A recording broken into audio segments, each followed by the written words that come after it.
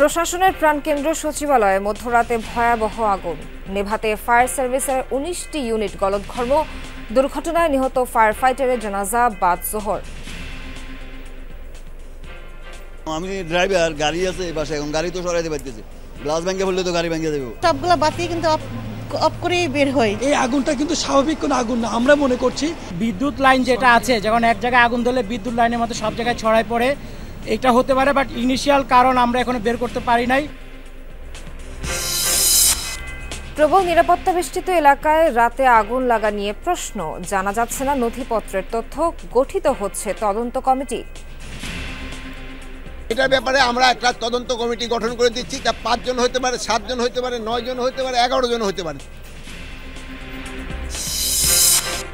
ছাত্র জনতার আন্দোলনে আশুলিয়া লাশ পোড়ানো মামলায় পুলিশ সদস্য মুকুলকে তোলা হলো ট্রাইব্যুনালে, দেখা হতে পারে গ্রেফতার।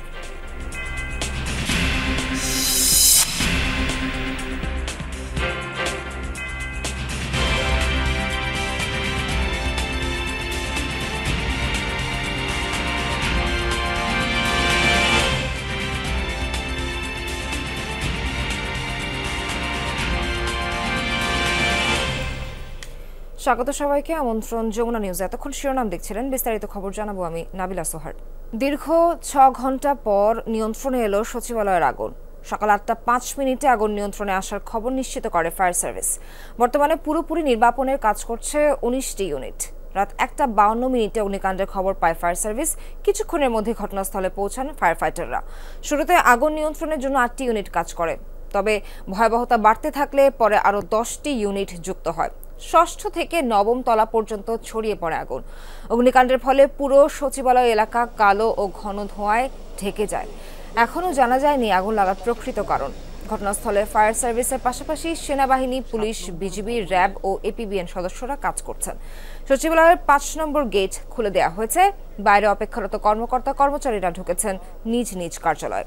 সচিবালয়ের ৭ নম্বর ভবনে রয়েছে যুব ও ক্রীড়া, ডাক, টেলিযোগাযোগ, তথ্য প্রযুক্তি, স্থানীয় সরকার, অর্থ মন্ত্রণালয়, সড়ক পরিবহন ও সেতু মন্ত্রণালয়ের বিভিন্ন বিভাগ।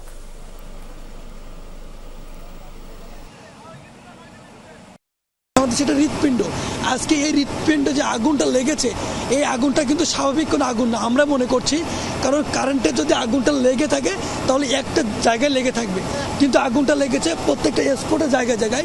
হাসিনার দোষর যারা আছে তাদের এখানে ষড়যন্ত্র আছে। কারণ আমরা যদি দেখি যে বিগত সাল বা বিগত দিন আগুন লাগলো না, আজকে প্রশাসন ক্যাডার বা মিটিং করার পরে আগুন লাগলো, অবশ্যই হয় প্রশাসন ক্যাডার থেকে অথবা দোষরদের মধ্যে কেউ ইন্ধন যোগাইছে। বোঝা যাচ্ছে যে পুড়ে গেছে কিছু কিছু অংশ, কিন্তু ক্লিয়ার বোঝা যাচ্ছে না। আসলে ভিতরে গেলে দেখা যাবে, বোঝা যাবে যে আসলে কোন ফ্লোরটা কতটুকু ক্ষতিগ্রস্ত হচ্ছে। আমি ড্রাইভার, গাড়ি আছে এই পাশে, এখন গাড়ি তো সরাইতে পারতেছি, গ্লাস ভেঙে পড়লে তো গাড়ি ভেঙে দেবো। সবগুলো বাতি কিন্তু অফ করেই বের হয়, যেতে কোনো আছে কিনা, কিন্তু কিভাবে কি হলো সেটা নিজেই বলতে পারতেছি না। তো কনফাইন্ড এরিয়া, রেস্ট্রিক্টেড এরিয়া, প্রত্যেকটা রুমই তো বদ্ধ অবস্থায় আছে, বন্ধ ছিল, প্লাস গ্লাসগুলি লাগানো। ফলে বাইরে থেকে যখন আমরা টিটিএল লাগিয়েছি, বাইরে থেকে তো আমরা পানি দিতে পারি নাই। যদি গ্লাস খোলা থাকতো, ফলে দেখবেন আপনারা অনেক ক্ষেত্রে আমরা গ্লাস ভেঙে ভেঙে ভিতরে পানি দিয়েছি। এবং যেহেতু ইন্টেরিয়র ডেকোরেশনও ছিল, এবং বিদ্যুৎ লাইনে যদি কোনো কারণে আগুন দেয়, যেহেতু বিদ্যুৎ লাইন তো এক জায়গা থেকে আরেক জায়গায় ছড়ানো, ফলে স্পার্কিং করে আগুনগুলি ছড়িয়েছে। বাট আমরা সর্বোচ্চ চেষ্টা করেছি যত কম সংখ্যক রুম নষ্ট হয় এবং আগুনটা যেন নিচের দিকে আসতে না পারে। দর্শক, ঘটনাস্থলে ভোর থেকে আছেন আমাদের সহকর্মীরা। শুরুতে রাব্বি সিদ্দিকের কাছে যেতে চাই। রাব্বি, স্বরাষ্ট্র উপদেষ্টা একটি উচ্চ পর্যায়ের তদন্ত কমিটি গঠনের কথা বলেছেন, সেটি ঠিক কবে নাগাদ গঠিত হতে পারে এবং এই কমিটি কিভাবে কাজ করবে, কিছু কি জানতে পারলেন?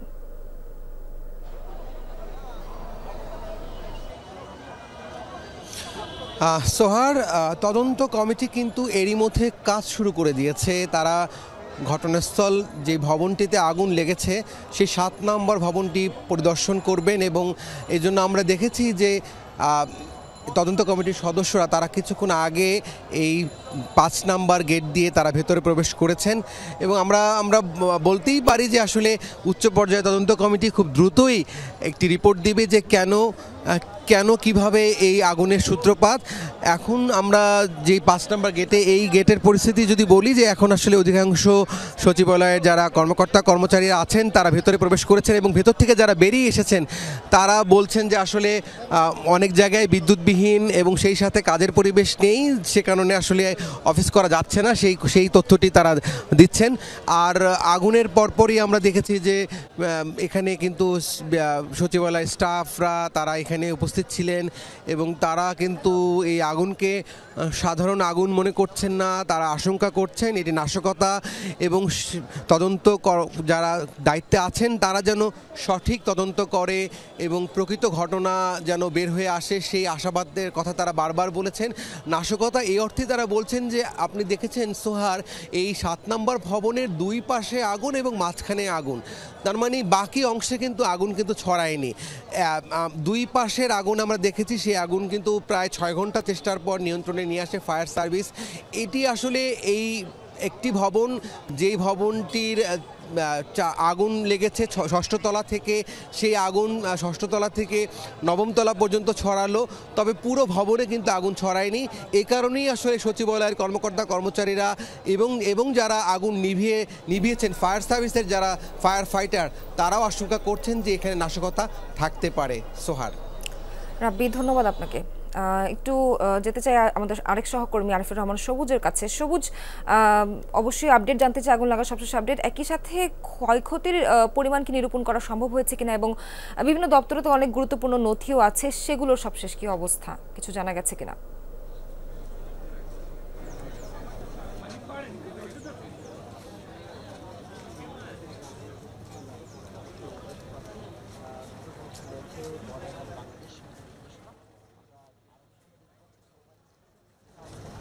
মূলত আগুন নির্বাপনের যে কাজটি, সেই কাজটি এই মুহূর্তে আরও কিছুক্ষণ আগে, যেহেতু 8টা 5 মিনিটে আগুন নিয়ন্ত্রণে এসেছে, এরপর থেকেই মূলত নির্বাপনের যে কাজটি প্রায় শতাধিক কর্মী ফায়ার সার্ভিসের তারা প্রত্যেকটি রুমে গিয়ে 6 থেকে 9 তলা পর্যন্ত প্রত্যেকটি রুমে গিয়ে মূলত তারা তাদের যে আগুন নির্বাপনের কাজটি, সেই নির্বাপনের কাজটি করছে এবং সেটিও এখন শেষ পর্যায়ে।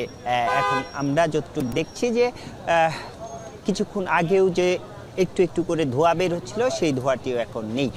এখন আমাদের কাছে সর্বশেষ যে তথ্যটি রয়েছে, বেশিরভাগ উপদেষ্টাই 8:30টার পর থেকে উপদেষ্টারা আসতে শুরু করেছেন। মূলত স্বরাষ্ট্র উপদেষ্টা প্রথমে এসেছেন, তার সঙ্গে আদিলুর রহমান এসেছিলেন, গৃহায়ন ও গণপূর্ত উপদেষ্টা। এরপর পরেই অন্যান্য যে উপদেষ্টারা এসছেন, কিছুক্ষণ আগে অর্থ মন্ত্রণালয়ের দায়িত্বপ্রাপ্ত যে উপদেষ্টা সালেউদ্দিন আহমেদ তিনি এসছেন, শারমিন মুর্শিদ তিনি এসছেন, সর্বশেষ রেজওয়ানা হাসান তিনি এসেছেন। এবং আমরা যতটুকু জানতে পেরেছি স্বরাষ্ট্র মন্ত্রণালয়ে একটি বৈঠক রয়েছে, সেখানে ঊর্ধ্বতন কর্মকর্তারা রয়েছেন সচিবালয়ের এবং পুলিশের ঊর্ধ্বতন কর্মকর্তারাও রয়েছেন। আইজিপি কে ঢুকতে দেখেছি, কিছুক্ষণ আগে ডিএমপি কমিশনার তিনি ঢুকেছেন। তারা এই উচ্চ পর্যায়ের বৈঠকটি হয়তো কিছুক্ষণের মধ্যে অনেক আগেই শুরু হয়েছে, শেষ হওয়ার পথে এরকম আমরা জানতে পেরেছি। এবং সর্বশেষ আমাদের কাছে যে তথ্যটি রয়েছে, প্রধান উপদেষ্টা তিনি এই যে পুড়ে যাওয়া ভবনটি, অর্থাৎ যে আগুনের ঘটনাস্থল, সেই 7 নম্বর ভবনে আসবেন এবং এর মধ্যেই আমরা দেখছি যে এইখানে অর্থাৎ 1 নম্বর গেটের দিকের যে গাড়িগুলো রয়েছে সেই রাস্তাটি পরিষ্কার করার কাজটি চলছে। এর মধ্যেই পুরো রাস্তাটি পরিষ্কার করা ফেলা হয়েছে, যেই যানবাহনগুলো রয়েছে সেই যানবাহনগুলোকে সরিয়ে ফেলা হয়েছে। আমরা যতটুকু জানতে পেরেছি হয়তো কিছুক্ষণের মধ্যেই তিনি তার যে বাসভবন যমুনা সেখান থেকে বের হবেন এবং এখানে যে পুড়ে যাওয়া ভবনটি অর্থাৎ সচিবালয়ের 7 নম্বর ভবনটি, সেই ভবনটি পরিদর্শনে আসবেন এবং অন্যান্য যে উপদেষ্টারা সেই উপদেষ্টারা তার সঙ্গে থাকবেন। এরপরে হয়তো তিনি ব্রিফ করতেও পারেন, এরকমটি আমরা জানতে পেরেছি। সবুজ, আপনাকে অসংখ্য ধন্যবাদ ভোর থেকে তথ্য দিয়ে আমাদের সঙ্গে যুক্ত থাকার জন্য।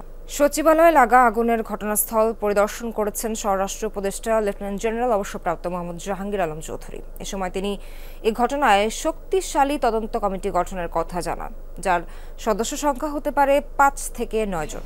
সকাল 8:30টার দিকে ঘটনাস্থল পরিদর্শনে যান স্বরাষ্ট্র উপদেষ্টা এবং গৃহায়ন ও গণপূর্ত উপদেষ্টা। এ সময় জাহাঙ্গীর আলম আশ্বস্ত করেন সচিবালয়ে কেন এবং কিভাবে আগুন লেগেছে তা তদন্ত করা হবে। এছাড়া আগুনের ঘটনায় কতটুকু ক্ষয়ক্ষতি হয়েছে তাও খতিয়ে দেখা হবে। বলেন, এই ঘটনার তদন্তে একাধিক কমিটি গঠিত হবে। তার প্রত্যাশা, তদন্ত কমিটি আগুনের প্রকৃত কারণ উদ্ঘাটন করবে। বর্তমানে ক্ষতিগ্রস্ত ফ্লোরগুলো ঘুরে দেখছেন উপদেষ্টারা। আমরা এখন ভিতরে কি হচ্ছে তা আমরা ভিতরে দেখব এবং পুরা সার্চ করার পরে কোনো কিছু পাওয়া যায় কিনা আমরা আপনাদের জানাতে পারবো। আর এটার ব্যাপারে আমরা একটা তদন্ত কমিটি গঠন করে দিচ্ছি। ক্যাবিনেট সেক্রেটারি অলরেডি ইনস্ট্রাকশন দেওয়া হয়েছে, হোম সেক্রেটারি অলরেডি ইনস্ট্রাকশন দেওয়া হয়েছে একটা তদন্ত কমিটি, হাই পাওয়ার একটা তদন্ত কমিটি করে দেওয়ার জন্য।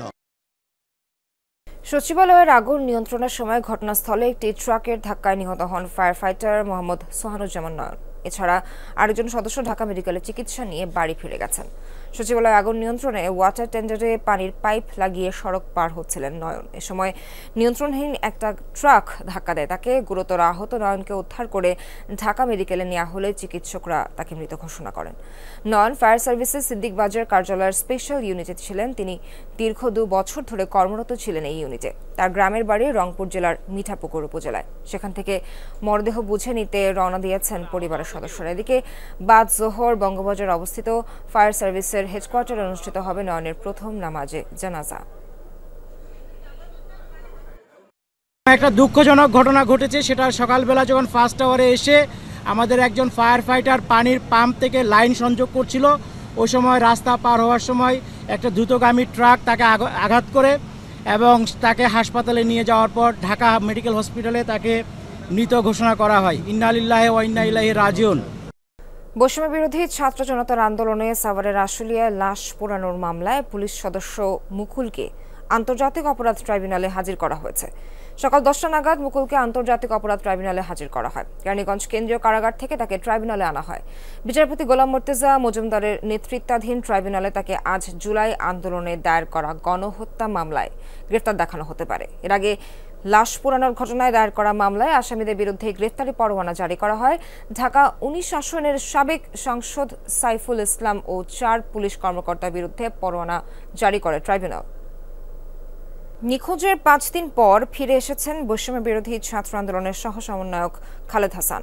মঙ্গলবার মধ্যরাতে তাকে ঢাকা মেডিকেল কলেজে ভর্তি করা হয়। হল প্রভোস্ট ও সহপাঠীরা জানিয়েছেন, খালেদ শারীরিকভাবে দুর্বল এবং মানসিকভাবে বিপর্যস্ত। কারো সাথেই নিজের অন্তর্ধান নিয়ে কথা বলার মতো অবস্থায় নেই সে। পুলিশ জানিয়েছে, ঘটনা তদন্তে কাজ চলছে। উত্তাল জুলাই আগস্টে কোটা সংস্কার আন্দোলন থেকে সরকার পতন পর্যন্ত সামনের সারিতে থেকেই নেতৃত্ব দেন খালিদ হাসান। বৈষম্যহীন দেশ গড়তে জীবনের পরোয়া না করে বুক ও পিঠকে প্ল্যাকার্ড বানান। আন্দোলনের মুখে পতন হয় আওয়ামী লীগ সরকারের। ভারতে আশ্রয় নেন শেখ হাসিনা। দায়িত্ব নেন ডক্টর ইউনূসের নেতৃত্বে অন্তর্বর্তী সরকার। এর মাঝেই সারা দেশে 5 শিক্ষার্থীকে গুপ্ত হত্যার অভিযোগ ওঠে। সবশেষ ঢাকা বিশ্ববিদ্যালয়ের আরবি বিভাগের শিক্ষার্থী খালিদ হাসানের সন্ধান যখন মিলছিল না, তখন নতুন করে দেখা দেয় উদ্বেগ, উৎকণ্ঠা। এর মাঝেই মঙ্গলবার দিবাগত রাতে সার্জেন্ট জহুরুল হক হলে ফিরেন খালিদ। হলের শিক্ষার্থীরা জানান, ফিরে এলেও শারীরিক ও মানসিকভাবে ভেঙে পড়েছেন সহ সমন্বয়ক খালিদ হাসান। কথা বলার মতো অবস্থাতে নেই সে। মাস্ক পরা অবস্থায় হেঁটে ফিরে আসছে। তো এরপর আমরা রুমে যাই প্রভোস্ট মহোদয় সহ। সেখানে আমরা তার সাথে কথা বলার চেষ্টা করি। তাকে মেন্টালি খুব একটা স্টেবল দেখা যাচ্ছিল না, কথা কম বলছিল অনেক। তাকে বিধ্বস্ত মনে হচ্ছিল, এই জন্য তাকে আগে তাকে মানসিক এবং শারীরিক ট্রিটমেন্ট দেওয়া হবে। তারপর কী হয়েছিল সেটা পরবর্তীতে জানা যাবে আর কি। ক্যাম্পাসে যান চলাচল যে শীতল করার ক্ষেত্রে তার একটা আসলে বড়সড় একটা ভূমিকা ছিল আর কি, আমার কাছে মনে হয়। তো এই জায়গা থেকেও মনে হয় একটা পার্সোনাল গ্রাজ হতে পারে। আমরা সিসিটিভি ফুটেজে যতটুকু দেখেছিলাম যে শেষ লাস্ট ওকে দেখা গিয়েছিল দোয়েল চত্বরের ওইদিকে। শুক্রবার সন্ধ্যা 6টায় হল থেকে বের হয়ে আর ফেরেননি খালিদ। সিসি ক্যামেরার ফুটেজে সবশেষ তাকে দোয়েল চত্বর এলাকায় দেখা গিয়েছিল বলে জানান হল প্রভোস্ট।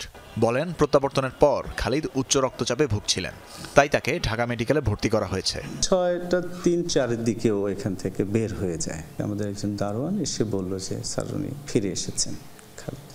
তখন আমরা জিমিনি তার রুমের দিকে গেলাম, বা রুম আবার সিলগালা করে রাখা হয়েছিল।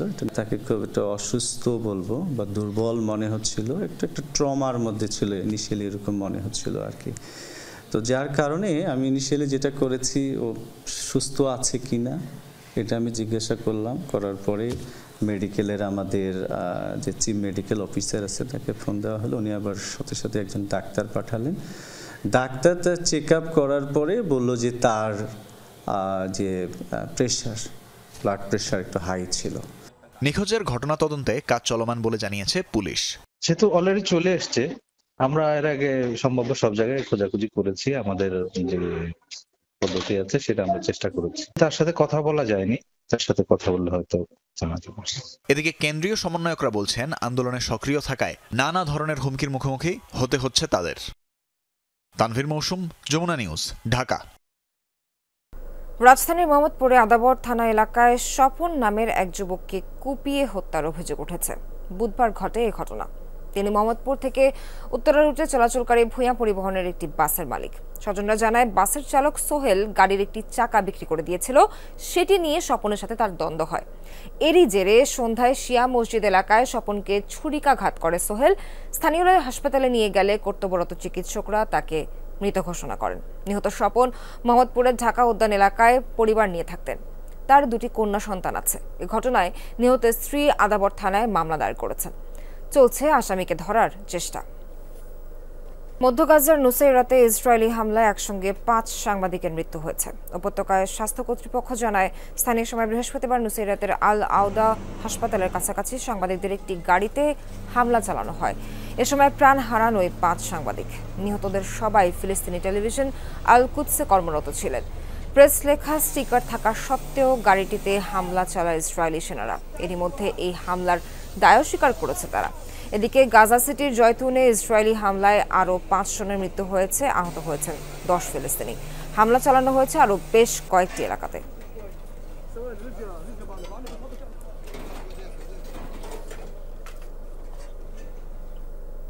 দর্শক, এই ছিল যমুনা নিউজে।